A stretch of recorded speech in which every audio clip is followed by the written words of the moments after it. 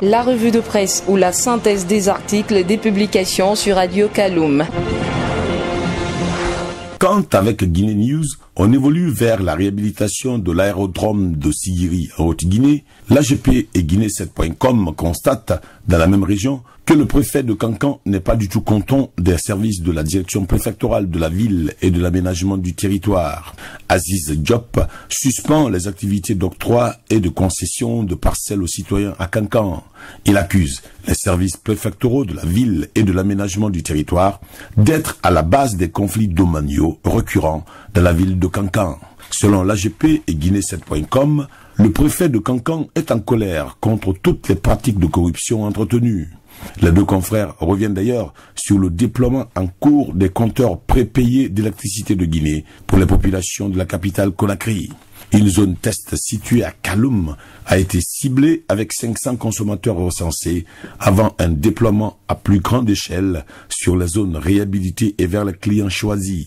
Et quand l'AGP colle à la 68e session ordinaire du Conseil des ministres de l'EMVS et à l'examen des rapports 2015 et programme et budget 2016 du Haut-Commissaire et des sociétés de gestion de l'Organisation pour la mise en valeur du fleuve Sénégal, eh bien, Guinée7.com traite du renouveau au ministère de la Communication avec Rachid Ndiaye à la recherche d'un partenariat d'objectifs avec ses directions. Pour Orea, tous les nouveaux ministres ont pris fonction et Rachid Ndiaye se veut novateur à la communication. Et sous le fil de l'agence guinéenne de presse, le Premier ministre tient à une communication gouvernementale coordonnée et au respect de l'éthique et du comportement républicain des membres du gouvernement. Le principe de solidarité gouvernementale est exigé. L'AGP, Guinée7.com et Guinée News traitent également du premier conseil des ministres du gouvernement Yula sur des sujets comme le budget 2016 avec des dépenses prévues de 14 206 milliards de francs guinéens contre les recettes de l'ordre de 13 797 milliards de francs guinéens. Le professeur Alpha Condé invite les ministres au respect des exigences de la bonne gouvernance. Le chef de l'État exige également qu'il soit mis fin à l'impunité à tous les niveaux. Il demande des résultats immédiats dans la mise en œuvre des politiques sectorielles. Et avec l'AGP, le président de la République a rappelé aux ministres qu'ils ont l'obligation de procéder à la déclaration de leurs biens et ceux de leurs conjoints devant la Cour constitutionnelle. La mesure est également valable pour les hauts cadres de l'État et même les directeurs. Le Premier ministre et ses ministres attendent les lettres de mission. Et à la une du Démocrate, le Premier ministre doit se démarquer de la démagogie habituelle, même si la déclaration des biens est perçue comme une opération en trompe-l'œil. Et quand avec le quotidien national Orea, le colonel Moussa Tcheboro Camara des services spéciaux annonce la fermeture des cliniques clandestines après le décès de la journaliste Mariam Kouta Diallo, la vivante de Radio Koloma, Guinée News parle de migration clandestine avec 48 adolescents de Koundara en partance pour l'extérieur arrêtés par la police. 4 véhicules transportant ces enfants de 5 à 15 ans ont été arraisonnés par les services de sécurité. Sur le fil de Guinée News, ces 48 enfants interpellés partaient pour plusieurs destinations dont le Fouta Toro, la Gambie, le Maroc et la Mauritanie. Et Guinée News, qui s'en fait l'écho, s'engouffre enfin dans le monde syndical pour parler de la rencontre jeudi dernier entre le gouvernement et l'intercentrale syndicale. En attendant la réunion projetée sur l'examen de l'ensemble des points touchant les fonctionnaires et les travailleurs, le syndicat réclame la baisse du prix du litre de carburant à 5 000 francs guinéens. Une première épreuve pour le gouvernement Mamadi Yula.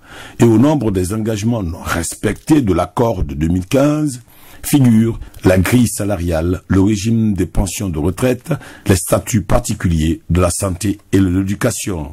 Et pour l'éducation, les cas non réglés concernent les primes de documentation, de recherche, de zone, de préparation, l'indemnité de fonction et la situation des contractuels.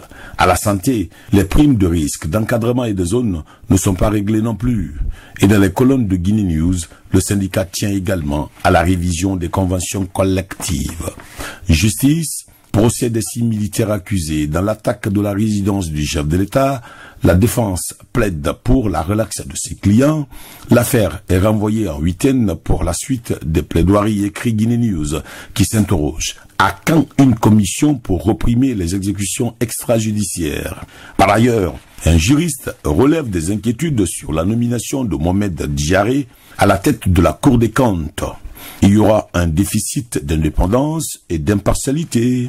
Pour Youssouf Silla à Guinée News, lorsqu'une personne est désignée pour être juge de sa propre gestion, il y a indéniablement une atteinte au principe d'indépendance et d'impartialité de la justice. Et le juriste relève une situation de conflit d'intérêts préjudiciable dans le cas Mohamed Diaré à la Cour des comptes. Selon lui, l'acte de vérification des comptes publics est même au cœur de la bonne gouvernance. En politique, l'AGP et les autres confrères admettent que les élections locales se préparent activement dans le pays.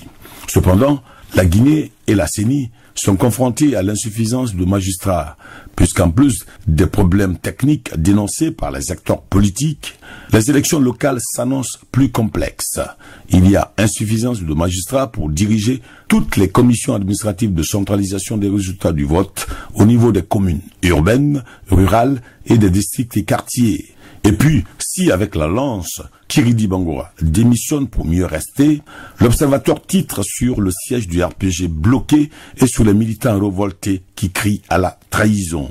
Et pour le Lynx, les militants du RPG sont fâchés contre le président Alpha Grimpeur. Ils ne sont pas d'accord avec la nomination de certains cadres venus d'ailleurs. D'où ce titre, c'est le RPG arc en colère. Par ailleurs, contrarié par les frondeurs, comment Alpha Condé va-t-il sauver la face? S'interroge Guinée7.com. Pour notre confrère, les pourparlers continuent, mais les frondeurs affichent un sentiment d'abandon au profit des militants de la 25e heure. Selon un membre du collectif des jeunes pour la sauvegarde des acquis du RPG, il n'est pas du tout question que les bourreaux d'hier viennent occuper le devant de la scène au sein du gouvernement. Abakar Sidiki Kamara fait allusion au ministre comme Makale Kamara des Affaires étrangères qui nourrissait dans le passé une haine viscérale à l'endroit du leader Alpha Condé et ses militants sous la Deuxième République. Et le déroulement du tapis rouge pour les bourreaux d'hier est perçu comme l'injustice, voire l'injure à l'endroit des militants de première heure du RPG, conclut Guinée7.com. C'était la revue des publications aux presses hebdo sur Radio Kaloum.